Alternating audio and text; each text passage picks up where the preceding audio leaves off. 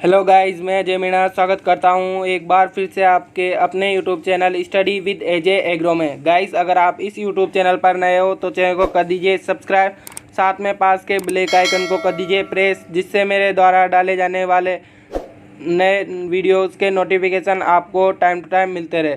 Guys, आज के video lecture में हम उद्यान विज्ञान का या फिर हॉर्टिकल्चर का एक महत्वपूर्ण topic nutritions of value of fruits and vegetables, मतलब फल जो पोषक तत्व है उनका फलों और सब्जियों में महत्व देखेंगे। तो जो न्यूट्रिशंस होते हैं वो क्या क्या होते हैं, जो फल और सब्जियों में होते हैं विटामिन पाए जाते हैं फल और सब्जियों में, और कार्बोहाइड्रेट्स होते हैं, प्रोटीन होते हैं, वसा होते हैं, रेशा होता है, जल है इधर। इसके अलावा कई खनिज लवण भी है, आयरन, फेरस, कोबाल्ट और कैल्शियम और आयोडीन के पोटेशियम, ये सभी जो पोषक तत्व पाए जाते हैं। और इनके अलावा क्या पाए जाते हैं, एंटीऑक्सीडेंट्स पाए जाते हैं, यानी कि एंटीऑक्सीडेंट्स पाए जाते हैं जो क्या करते हैं, जो फल और जो अपने शरीर को उनको एंटीऑक्सीडेंट्स पाए जाते हैं, उनको क्या कहते हैं, प्रोटेक्टिव फ्रूट्स कहते हैं। क्या कहते हैं उनको, प्रोटेक्टिव फ्रूट्स कहते हैं। और जो ये प्रोटेक्टिव फ्रूट्स होते हैं इनको हिंदी में क्या कहते हैं, तो इनको हिंदी में कहते हैं संरक्षी खाद्य पदार्थ। क्या कहते हैं, संरक्षी खाद्य पदार्थ। और जो ये संरक्षी खाद्य पदार्थ है ये क्या करते हैं, हमारे शरीर में से जो रोग वगैरह होते हैं उनसे लड़ने में सहायता करते हैं। तो संरक्षी खाद्य पदार्थ क्या हो गया, जो हमारे शरीर को क्या करते हैं, सुरक्षा प्रदान करते हैं। तो ये देखा, जो संरक्षी पदार्थ या फिर प्रोटेक्टिव फ्रूट्स होते हैं वो क्या होते हैं, ये देख लिया। अब हम देखेंगे जो ICAR के अनुसार जो प्रति व्यक्ति फल खाने चाहिए वो कितने खाने चाहिए प्रतिदिन उसको, तो ये देखेंगे। तो ICMR, तो इसको ICAR कर लेना आप सबसे पहली बात। तो यहाँ पर तो ICAR के अनुसार प्रति व्यक्ति को कितने फल प्रतिदिन खाने चाहिए, तो ये 120 ग्राम फलों की जो फ्रूट्स है वो 120 ग्राम प्रति व्यक्ति प्रतिदिन उसे खाने चाहिए। यानी कि एक वुमन को प्रति व्यक्ति प्रतिदिन कितने फलों की आवश्यकता होती है, 120 ग्राम। और सब्जियों की कितनी आवश्यकता होती है, वेजिटेबल्स की 285 या फिर 300 ग्राम सब्जियों की आवश्यकता होती है प्रतिदिन प्रति व्यक्ति को। और अगर इनका हम सब्जियों का क्लासिफिकेशन करें, यानी कि इसको वर्गीकरण करें, तो जो पत्तेदार वाली सब्जियां वो 120 ग्राम खानी चाहिए प्रति व्यक्ति को प्रतिदिन। और जड़ वाली जो सब्जियां रूट्स वेजिटेबल्स है वो 100 ग्राम खानी चाहिए, जैसे मूली, गाजर वगैरह आती है इसमें, शकरकंद और क्या आता है इसके अलावा जो भी जो जड़ सलगम होता है, जो भी जड़ें होती जड़ों वाली सब्जियां होती है उनको 100 ग्राम सब्जियों का सेवन करना चाहिए। इधर इनके अलावा जो अन्य सब्जियां हैं, अन्य में जो भी आएगा, इसके अलावा जो भी बचते हैं उनका 75 ग्राम क्या करना चाहिए, एक वुमन को प्रति व्यक्ति प्रतिदिन सेवन करना चाहिए। तो फल कितने खाने चाहिए, 120 ग्राम ICAR के अनुसार। और सब्जियों का 285 या 300 ग्राम। अगर 285 नहीं दिया हो तो 300 ग्राम, और 300 ग्राम नहीं दिया हो तो 285 ग्राम ऑप्शन में आपको राइट करना है। तो पत्ते, अगर इनका क्लासिफिकेशन है वो पत्तेदार वाली सब्जियां 120 खानी चाहिए, 120 ग्राम। जड़ वाली सब्जियां 100 ग्राम खानी चाहिए प्रति व्यक्ति प्रतिदिन। और अन्य जो सब्जियां हैं वो कितनी खानी चाहिए, 75 ग्राम प्रति व्यक्ति प्रतिदिन खानी चाहिए। तो ये देखा था फल और सब्जियां कितनी खानी चाहिए ICAR के अनुसार, ये देख लिया। अब हम जो खनिज तत्व है, जो खनिज पोषक तत्व है या फिर खनिज पदार्थ है, उनको एक एक करके हम देखेंगे, चर्चा करेंगे उन पर। तो सबसे पहले हम क्या करेंगे, जो विटामिन है उनको अच्छे से यहाँ पर चर्चा करेंगे। तो विटामिन से पहला तो क्या है, पहला खनिज पोषक तत्व विटामिन है। और विटामिन को क्या कहते हैं, विटामिन जो होते हैं उनको इंग्लिश में भी विटामिन C कहते हैं। और जो विटामिन शब्द है ये किसने दिया, तो ये विटामिन शब्द है ये किसने दिया, फंक वैज्ञानिक ने दिया, विश्व वैज्ञानिक ने दिया, फंक वैज्ञानिक ने दिया।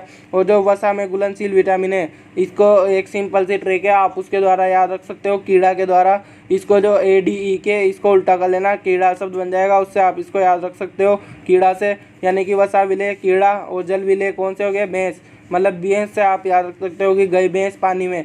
तो BC से आप क्या रख सकते हो कि जो जल विलेय, और जल विलेय में भैंस से आप रख सकते हो याद। तो भैंस से कैसे याद रखोगे, B मतलब भैंस से, तो भैंस से B और स से C, तो भैंस से आप BC को याद रख सकते हो।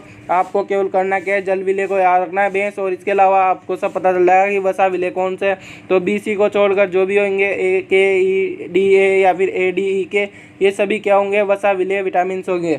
अब हम ये जो विटामिन है उनको एक एक करके हम चर्चा करेंगे उन पर। तो उनका जो सामान्य नाम है वो पढ़ेंगे, केमिकल नेम क्या है, वो स्रोत क्या है, और इसके जो कमी से रोग है वो कौन कौन से हैं ये देखते हैं। तो जो पहला है वो है विटामिन ए, और विटामिन ए का जो सामान्य नाम है वो विटामिन ए ही होता है। और इसको जो केमिकल नेम होता है और रासायनिक नाम होता है वो क्या होता है, रेटिनॉल या फिर केराटिन।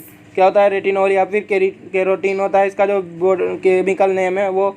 और जो इसके जो प्रमुख स्रोत है, अच्छे स्रोत की हम बात करेंगे जिनमें सबसे ज़्यादा स्रोत पाया जाता है, फलों और सब्जियों की बात करेंगे केवल, अन्य स्रोतों की हम बात नहीं करेंगे यहाँ पर। तो फल और सब्जियों में जो विटामिन ए के स्रोत है वो है, पहला आम है। आम में 48 आयु प्रति 100 ग्राम क्या पाए जाते हैं, पाई जाती है। जो विटामिन ए है वो आयु का मतलब क्या होता है, ये क्या होती है, इंटरनेशनल यूनिट होती है। मतलब ये क्या होती है, जो फलों की जो उसमें मात्रा पाई जाती है उसको मापती है। तो आयु क्या होती है, एक इंटरनेशनल यूनिट है जो अब इसकी 100 प्रति 100 ग्राम होते हैं, 4800 आयु प्रति 100 ग्राम आम में जो विटामिन ए। इसके अलावा पपीता है, पपीता में क्या होता है, 2020 ग्राम क्या होता है, 2020 आयु इंटरनेशनल यूनिट प्रति 100 ग्राम क्या होता है, विटामिन ए पाया जाता है। और गाजर है, इसमें 28,129 आयु प्रति 100 ग्राम पाया जाता है। तो ध्यान रखिएगा आप, यहाँ पर नो नहीं है, शायद नो कैंसिल होगा। तो ध्यान रखिएगा जो विटामिन ए या केरोटीन है, केरोटीन का जो सब्जियों में जो सबसे अच्छा स्रोत है वो कौन सा है, तो गाजर सबसे अच्छा स्रोत है सब्जियों में। सब्जियों के लिए गाजर कौन सा स्रोत है, जो विटामिन ए का सबसे अच्छा स्रोत कौन सा है, तो गाजर होगा। और जो विटामिन ए इसकी कमी से कौन कौन से रोग होते हैं तो देखते हैं। तो रतौंधी रोग, और रतौंधी रोग को क्या बोलते हैं, नाइट ब्लाइंडनेस, मतलब रात में क्या होता है, धुंधला धुंधला दिखाई देता है। और रतौंधी रोग को इंग्लिश में क्या बोलते हैं, निप्टोपिया। इसी को नहीं क्या बोलते हैं, निप्टोपिया क्या बोलते हैं, निप्टोपिया क्या बोलते हैं, निप्टोपिया। रतौंधी रोग को क्या बोलते हैं, निप्टोपिया भी बोलते हैं। तो ये कि अंधेरे में क्या होता है, कमी, इसकी कमी से कम दिखाई देता है। अब अगला है जीरोपथेलेमिया। क्या होता है जीरोपथेलेमिया, तो जो जीरोपथेलेमिया है ये भी इसकी कमी से भी क्या होता है, तो कमी से ज़्यादा अच्छे लक्षण नहीं है। जीरोपथेलेमिया है, ये क्या होता है, जापान के, इसके लिए एक मतलब कहानी है कि जापान के जो जापान में जो रहते थे वो क्या करते थे, वहाँ पर उनको अच्छे पोषक तत्व नहीं मिलते थे। वहाँ पर जो खाने के लिए चावल ज़्यादा काम में लेते थे, और चावल में जो मतलब जो पोषक तत्व है वो सभी कम, अच्छे विटामिन ए होता है वो बहुत कम मात्रा में होता है। तो वहाँ पर क्या होता है, उसकी कमी से ये रोग होता है। तो इसके लिए वहाँ के जो रहने वाले हैं उन्होंने क्या किया था, चावल की एक अच्छी किस्म गोल्डन राइस का राइस बनाई है। और उससे क्या हुआ, उसको खाने से जो विटामिन ए या फिर बीटा कैरोटीन क्या हुआ, वहाँ पर उनको अच्छे से मिलने लगा। और जो जीरोपथेलेमिया है ये बीमारी वहाँ से कम होने लगी धीरे धीरे। अब अगला है जो रोग है वो है केराटोमलेशिया या फिर जेरोसिस भी बोलते हैं इसे।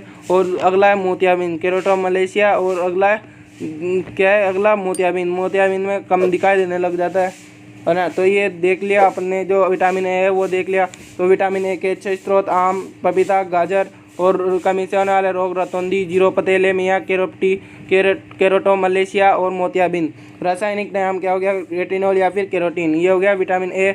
अब अगला देखेंगे विटामिन बी या फिर विटामिन बी का अन्य नाम क्या है, थायमीन। क्या होता है विटामिन बी का अन्य नाम या रासायनिक नाम, थायमीन होता है। इसके कोई स्रोत नहीं अच्छे। तो बेरी क्या होता है, इसका जो कमी से लक्षण, कमी से जो रोग होता है वो बेरी होता है। और मतलब बेरी में क्या होता है, बेरे नहीं होते हैं, मतलब इसमें क्या होता है, पाचन क्षमता क्या हो जाती है, कम हो जाती है। तो बेरी का जो मुख्य लक्षण है वो क्या है, पाचन क्षमता है जो कम हो जाती है। अगला विटामिन बी वन देख लिया। विटामिन बी2 देखेंगे। विटामिन बी2 का जो बोटनिकल नेम है, केमिकल नेम है वो क्या हो जाएगा, राइबोफ्लेविन। और राइबोफ्लेविन में जो राइबोफ्लेविन का जो सबसे अच्छा स्रोत है वो क्या है, बीलपत्र है। 1191 मिलीग्राम प्रति 100 क्या पाई जाती है इसमें, जो ये विटामिन बी2 वो पाया जाता है बीलपत्र में। और इसका कोई ये रोग नहीं हो रहा है इसकी कमी से। तो याद रखना बी2 का जो सबसे अच्छा स्रोत है वो बीलपत्र होता है। और बीलपत्र को शिव जी का फल भी कहते हैं। और विटामिन बी3 ये अब क्या हो जाएगा, विटामिन बी3 का जो केमिकल नेम है वो नाइसिन हो जाएगा। या फिर निकोटिन एसिड हो जाएगा। कौन सा हो जाएगा? निकोटिनिक एसिड हो जाएगा। जो विटामिन B3 है इसका जो केमिकल नेम है वो नाइसिन या फिर निकोटिनिक एसिड हो गया।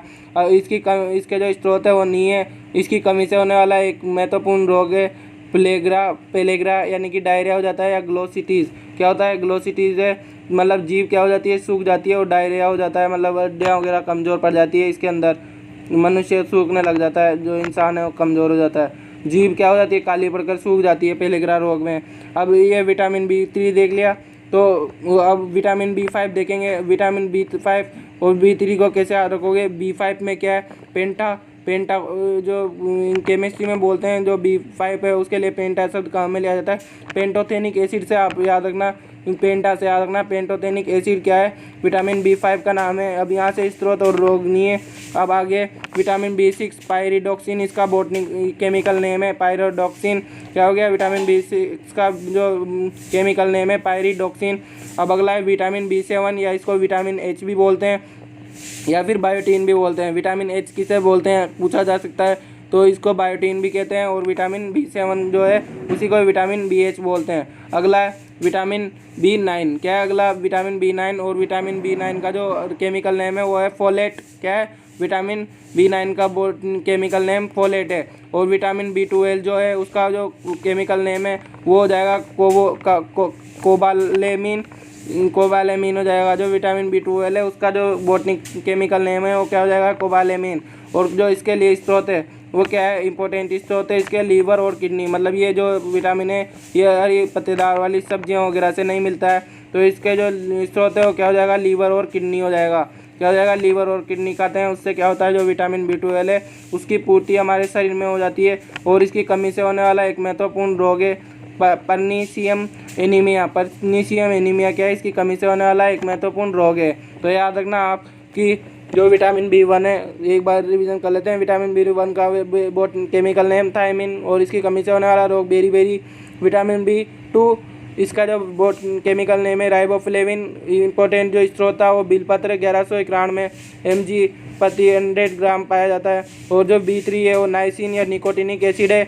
और जो इसका बोटनिकल नेम ये कमी से होने वाला जो रोग है वो कौन सा है? पेलेग्रा या डायरिया ग्लोसिटीन।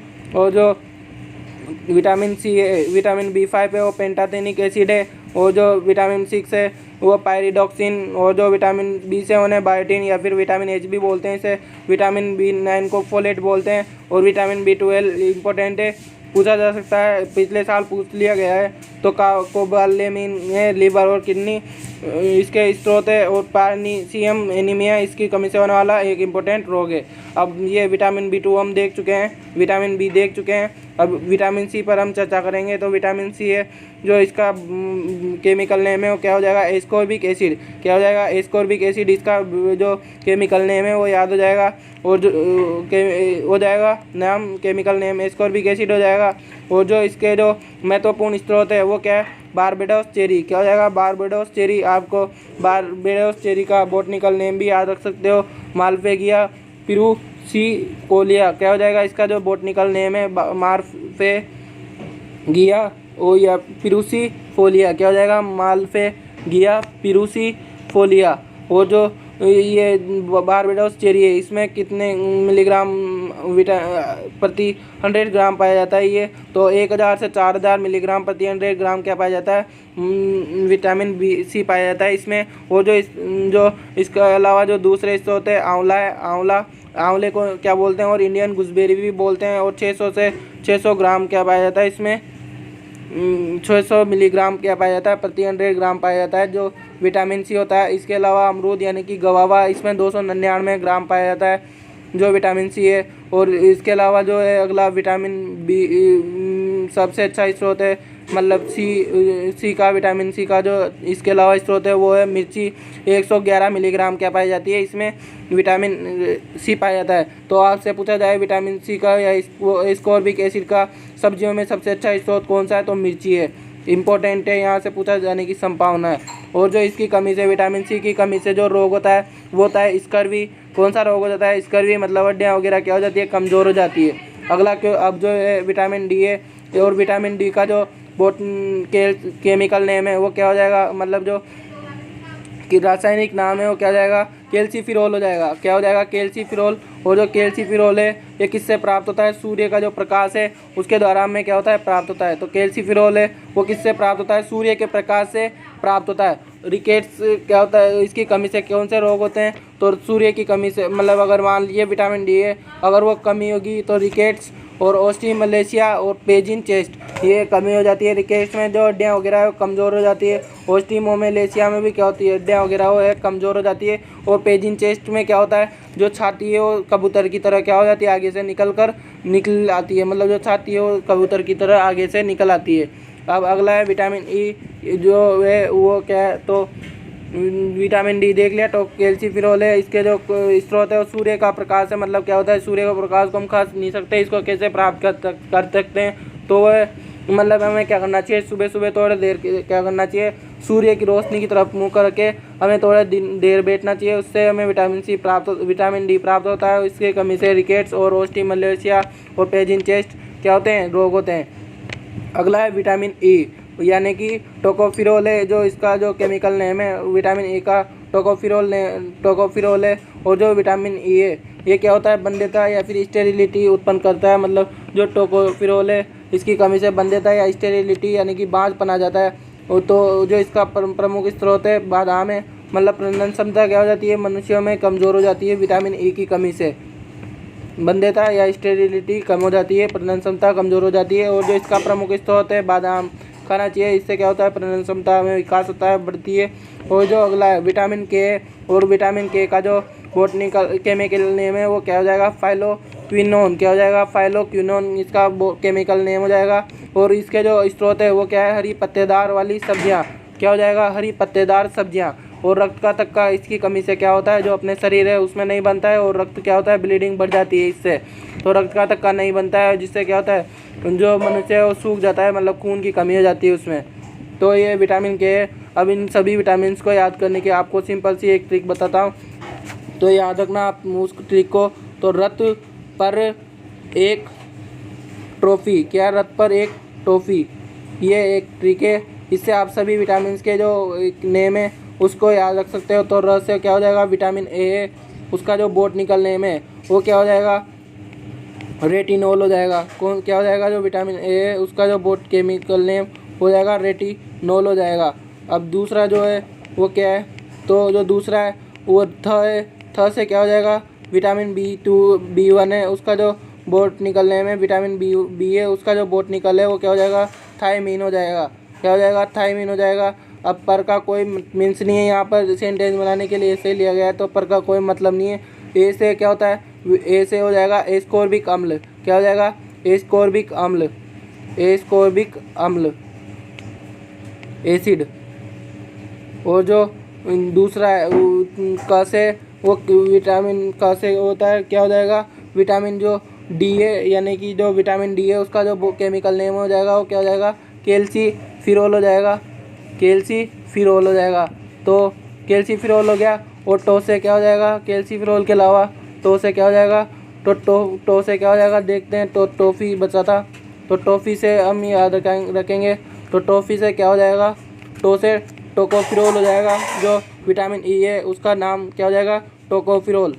क्या हो जाएगा, टोकोफिरोल। और जो अगला था क्या था, विटामिन के, तो उसका फी से क्या हो जाएगा, फाइलोक्विनोन। क्या हो जाएगा, फाइलोक्विनोन, फाइलोक्विनोन। ये एक सिंपल सी ट्रिक, अगर आपको याद नहीं हो तो इन ट्रिक से आप याद कर सकते हो। तो विटामिन के का नाम क्या हो जाएगा, फाइलोक्विनोन। रथ पर एक ट्रॉफी से आप याद कर सकते हो। तो र से तो क्या हो गया, रेटिनोल। थ से क्या हो गया, थायमीन। और बी पर का कोई मतलब नहीं था। ए से एस्कोर्बिक अम्ल, क से कैल्सीफिरोल, और टो से टोकोफिरोल, और डी से पी से फाइलोक्विनोन। ये ट्रिक थी। अब ये विटामिन से वो ख़त्म हो चुके हैं। तो अब हम जो खनिज लवण हैं उनको पर चर्चा करेंगे। तो खनिज लवणों में जो पहला अपना इम्पोर्टेंट खनिज है, मिनरल्स है, उसमें कार्बोहाइड्रेट सर्वप्रथम पढ़ेंगे हम। तो सर्वप्रथम जो कार्बोहाइड्रेट है उसको चर्चा करते हैं उसके बारे में। तो कार्बोहाइड्रेट्स क्या है, ये भी एक खनिज पदार्थ है, मतलब इनसे ही पोषक तत्व प्राप्त होते हैं। तो कार्बोहाइड्रेट शरीर को किसमें सबसे, फल एवं सब्जियों के जो अच्छे अच्छे स्रोत है उनके बारे में देखते हैं। तो फल में जो सबसे अच्छा स्रोत है कार्बोहाइड्रेट का वो है एवोकाडो। क्या है, एवोकाडो, ये भी एक फल होता है। इसमें 79% क्या होता है, ये जो कार्बोहाइड्रेट है वो पाया जाता है। 79% सबसे ज़्यादा क्या पाया जाता है, एवोकाडो में पाया जाता है। तो ये पूछा जाने की संभावना है यहाँ से आपसे। और इसके बाद किस में पाया जाता है, तो रेजिन है। रेजिन को क्या बोलते हैं, किशमिश या फिर बादाम भी दाग भी बोलते हैं।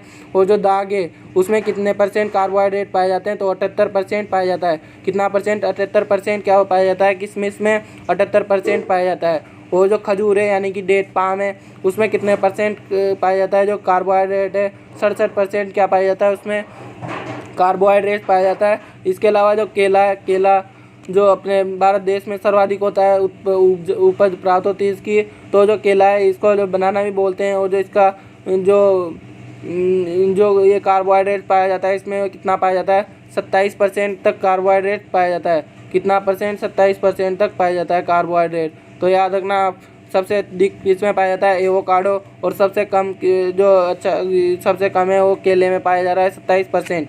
तो याद रखना आप सभी को examples, very very important examples हैं यहाँ से। अब अगला है सब्जियों में जो कसावा है, कसावा को क्या बोलते हैं इंग्लिश में, तो इसको कसावा को इंग्लिश में बोलते हैं टेपिओका। क्या बोलते हैं, टेपिओका। वो जो टेपिओका, इसमें जो कार्बोहाइड्रेट पाया जाता है वो 38% पाया जाता है, इंपॉर्टेंट है, सर्वाधिक पाया जा रहा है। शकरकंद में 28% पाया जाता है। विटा वल्गेरिस में 28% पाया जाता है। और जो आलू है, पोटैटो है, या फिर क्या बोलते हैं, जो आलू का नाम है सोलेनम ट्यूबरोसम है, और सोलेनम ट्यूबरोसम में कितना पाया जाता है, 22% पाया जाता है। क्या पाया जाता है, कार्बोहाइड्रेट पाया जाता है। तो याद रखना, फलों में एवोकाडो में 79 सबसे ज़्यादा, सब्जियों में कसावा में 38% सबसे ज़्यादा। तो याद रखना। अब अगला है जो प्रोटीन है, प्रोटीन क्या किस में सर्वाधिक पाया जाता है, तो प्रोटीन पाया जाता है काजू में, 21% सर्वाधिक पाया जाता है काजू में। यानी कि जो ड्राई फ्रूट्स होते हैं उनमें पाया जाता है सर्वाधिक काजू में 21%। फिर दूसरे नंबर पर बादाम में 20% पाया जाता है। कितना परसेंट पाया जाता है, बादाम में 20% पाया जाता है। और जो सब्जियां हैं, सब्जियों में मटर में 7.2% तक क्या पाया जाता है, जो प्रोटीन है वो पाया जाता है। तो सब्जियों में किस में पाया जाता है, सबसे ज़्यादा प्रोटीन में पाया जाता है, 7 मटर में पाया जाता है, यानी कि पी में पाया जाता है, 7.2% पाया जाता है। और जो इसके कमी से जो इम्पोर्टेंट रोग है, मतलब जो अच्छे, जो इसके कमी से जो बहुत महत्वपूर्ण रोग है वो कौन कौन से, क्वाशियोर और मरेस्मस। क्या होता है, इसमें जो हड्डियाँ वगैरह है वो कमज़ोर हो जाते हैं, मतलब मनुष्य की जो हड्डियाँ वगैरह है वो कमज़ोर हो जाती है। तो इम्पोर्टेंट रोग है इसकी कमी से होने वाले, क्वाशियोर और मेरेस्मस, याद रखना। अब अगला है वसा यानी कि फैट। तो फैट किस में पाया जाता है, सबसे ज़्यादा किस में पाया जाता है, तो फलों में जो सबसे ज़्यादा फैट पाया जाता है वो किस में पाया जाता है, अखरोट में पाया जाता है, 64% तक। कितना पाया जाता है, 64%। जो फल है उसमें अखरोट है, अखरोट में 64% पाया जाता है। इसके अलावा जो दूसरा ऑप्शन है बादाम, बादाम में 58% पाया जाता है जो फैट होता है वो। और जो इसके अलावा जो सब्जियां हैं, सब्जियों में सर्वाधिक जो फैट है वो किस में पाया जाता है, आलू में पाया जाता है, 1.8 ग्राम 8 ग्राम प्रति 100 ग्राम। कितना पाया जाता है सब्जियों में, 11.8 ग्राम आलू में पाया जाता है। और ये सर्वाधिक पाया जाता है आलू में वसा। तो अखरोट में कितना, 64% पाया जाता है। और बादाम में 58% पाया जाता है जो विटामिन वसा है। और सब्जियों में आलू में सर्वाधिक पाया जाता है 11.8 ग्राम। तो ये थे जो विटामिन वसा के जो सर्वाधिक पाया जाता है वो देख लिया। अब इसके अलावा जो अपने कुछ महत्वपूर्ण खनिज है वो उन पर चर्चा करते हैं। तो जो रेशा है, तो रेशा किस में सर्वाधिक पाया जाता है, अंजीर में सर्वाधिक पाया जाता है। फिर उसके बाद अमरूद में, उससे बाद पाया जाता है। तो पहले नंबर पर रेशा किस में पाया जाता है, अंजीर में पाया जाता है। उसके बाद अमरूद में पाया जाता है। और जो कैल्शियम है, कैल्शियम का जो प्रतीक है CA होता है, दिख रहा होगा आपको। तो कैल्शियम सर्वाधिक किस में पाया जाता है, लीची में पाया जाता है, 0.21%। याद रखना, 0.21% किस में पाया जाता है, लीची में पाया जाता है कैल्शियम। और इसके बाद करौंदा 0.16% पाया जाता है, 0.16% करौंदे में पाया जाता है कैल्शियम। तो पहला लीची में पाया जाता है 0.21% और सेकंड नंबर पे करौंदे में पाया जाता है 0.16%। इसके अलावा जो फेरस है या फिर आयरन है, और फेरस का आयरन का जो ये इसकी कोई लोहा भी बोलते हैं। और जो फेरस है इसका जो प्रतीक है Fe होता है फेरस का। और जो इसके जो अच्छे स्रोत है वो करौंदा है, करौंदा दो बार आ गया। जो कैल्शियम है उसका भी इंपॉर्टेंट स्रोत है और 0.16% पा रहा है वहाँ पे। और यहाँ पर 3.9%, यानी कि जो आयरन है सबसे ज़्यादा किस में पाया जाता है, करौंदे में पाया जाता है। 3.9% तक करौंदे में क्या पाया जाता है, आयरन पाया जाता है। वो जो खजूर है, खजूर में कितना परसेंट पाया जाता है? 10.6%। कितना परसेंट पाया जाता है? 10.6% पाया जाता है। और इसकी कमी से कौन सा रोग होता है? तो एनीमिया रोग होता है। कौन सा? एनीमिया रोग पाया जाता है इसकी कमी से। तो ध्यान रखना आपकी खजूर में जो एनीमिया रोग होता है, जो मतलब एनीमिया रोग होता है मनुष्य में, वो किसकी कमी से होता है? फेरस या फिर आयरन की कमी हो जाने से होता है। अगला है पोटेशियम यानी कि के। इसको पोटेशियम का जो प्रतीक है वो के होता है। और इसका जो सबसे अच्छा स्रोत है पालक है। क्या है? पालक स्रोत है सबसे अच्छा पोटेशियम का। और अगला है आयोडीन या फिर जो आयोडीन है, इसका सबसे अच्छा स्रोत है वो क्या है? भिंडी है यानी कि ओकरा है। और जो इसकी कमी से, आयोडीन की कमी से जो रोग होता है वो कौन सा रोग होता है? घेंगा होता है। मतलब जो गला होता है वो निकल आता है, मतलब गले में क्या होता है? फूल जाता है। अब इसके जो क्या कौन कौन से देखे तो एक बार रिवीजन कर लेते हैं इनका। तो जो रेशा है सबसे ज़्यादा अंजीर में पाया जाता है, फिर अमरूद में, कैल्शियम लीची में 0.21%, करौंदे में 0.16% और फेरस पाया जाता है करौंदे में 3.9%, खजूर पाया जाता है 0.6% और इसकी कमी से एनीमिया रोग होता है। पोटेशियम पालक में पाया जाता है सर्वाधिक और आयोडीन पाया जाता है भिंडी में पाया जाता है सर्वाधिक। तो ओ यानी कि ओकरा में पाया जाता है। रोग घेंगा होता है इसकी कमी से, ध्यान रखना। फेरस की कमी से एनीमिया रोग और आयोडीन की कमी से घेंगा रोग। और अब फल और सब्जियों इंपॉर्टेंट पॉइंट्स है। तो फल और सब्जियों में सर्वाधिक पाए जाने वाला जो तत्व है वो कौन सा है? जो फलों और सब्जियां हैं उनमें सर्वाधिक जो सबसे ज़्यादा पाया जाने वाला जो तत्व है, एलिमेंट है, वो कौन सा पाया जाता है? तो जो इसका जो आंसर है वो क्या हो जाएगा? पोटेशियम सर्वाधिक पाया जाता है। पोटेशियम को का जो प्रतीक है वो के होता है, ध्यान रखना। सब्जियों में सबसे कम पाए जाने वाला जो एलिमेंट है वो कौन सा है? तो सब्जियों में सबसे कम पाए जाने वाला एलिमेंट कौन सा हो गया? वसा हो गया, यानी कि फैट हो गया। तो सबसे कम पाए जाने वाला तत्व वसा और सर्वाधिक पाए जाने वाला तत्व फलों और सब्जियों में पोटेशियम। और सब्जियों में सबसे कम पाए जाने वाला तत्व वसा पाया जाता है। और फलों एवं सब्जियों को क्या कहते हैं? प्रोटेक्टिव फूड या संरक्षित खाद्य पदार्थ कहते हैं। सबसे पहले ये बताया था, प्रोटेक्टिव फूड या संरक्षित खाद्य पदार्थ किसे कहते हैं? फल और सब्जियों में। सब्जियों को क्या कहते हैं क्यों? क्योंकि इसमें एंटीऑक्सीडेंट्स पाए जाते हैं अच्छी मात्रा में, जो सुरक्षा करते हैं हमारे शरीर को, इसलिए संरक्षित खाद्य पदार्थ कहते हैं। अब हम देखेंगे जो आलू मतलब फल और सब्जियां हैं, इनमें कुछ महत्वपूर्ण अंतर, डिफरेंस। तो जो फल है वो क्या होते हैं? मतलब जो फलों का खाने वाला भाग होता है वो क्या होता है? परिपक्व अंडाशय होता है। क्या होता है? परिपक्व अंडाशय। मतलब जो पुष्प देखा है उसका जो अंडाशय भी होता है उसको क्या कहते हैं? फल का वो क्या होता है? अगर परिपक्व अंडाशय है तो उसे फल कहते हैं। और जो सब्जियां होती है वो क्या होते हैं? फल, जड़, पत्ती, तना। जो पुष्प के पौधे के जो भाग होते हैं, फल, जड़, पत्ती, तना, तो इसे क्या कहते हैं? इसे सब्जियां कहते हैं। तो जो इसमें जो प्रमुख स्रोत है वो क्या हो जाते हैं? जो फलों के जो प्रमुख स्रोत है, सर्वाधिक अच्छे स्रोत है वो क्या है? विटामिन हो जाते हैं। और जो सब्जियों के प्रमुख स्रोत है वो क्या है? खनिज पदार्थ, मतलब कैल्शियम, मैग्नीशियम, कार्बोहाइड्रेट्स। इसके अलावा क्या होते हैं? वसा, प्रोटीन और फेरस, पोटेशियम, आयोडीन और रेशा, ये सभी क्या होते हैं? अच्छे स्रोत होते हैं, खनिज पदार्थ होते हैं। और जो इनकी प्रवृत्ति होती है, जो फलों की प्रवृत्ति होती है, प्रकृति होती है, कैसे होती है? एसिडिटी होती है, अम्लीय होती है। और जो सब्जियां इनकी जो प्रकृति होती है वो कैसे होती है? क्षारीय प्रकृति की होती है। और जो फल है, फलों में एक अपवाद है टमाटर। जो टमाटर है वो उसमें क्या होती है? एसिडिटी होती है। तो ये क्या है? एक अपवाद है, मतलब सारी प्रकृति का होता है ये टमाटर, क्या है? एक अपवाद है। और जो सामान्य है, अब मतलब जो सामान्य है तो ये क्या होते हैं? बहुवर्षीय होते हैं, मतलब 2 या 2 से अधिक वर्षों में क्या करते हैं? अपनी वृद्धि करके फलों को क्या करते हैं? फल पैदा करते हैं, यानी कि फल देते हैं। और जो ये सब्जियां होती है एक वर्षीय या एक ऋतु वाली होती है, मतलब एक ऋतु में क्या कर देती है? फल देने लग जाती है। तो ये था आज का अपना एक इम्पोर्टेंट महत्वपूर्ण topic, nutrition value of fruits and vegetables. अगर आपको ये वाला जो टॉपिक है अच्छा लगा तो इसे लाइक करना, ज़्यादा से ज़्यादा कमेंट्स करना, अपने दोस्तों के साथ ज़्यादा से ज़्यादा शेयर कीजिए। साथ में इनके नोट्स के लिए आप हमारे टेलीग्राम और व्हाट्सएप ग्रुप से ज्वाइन हो सकते हैं। हमारे इंस्टाग्राम और फेसबुक अकाउंट्स पर भी आप हमें फॉलो कीजिए। धन्यवाद, थैंक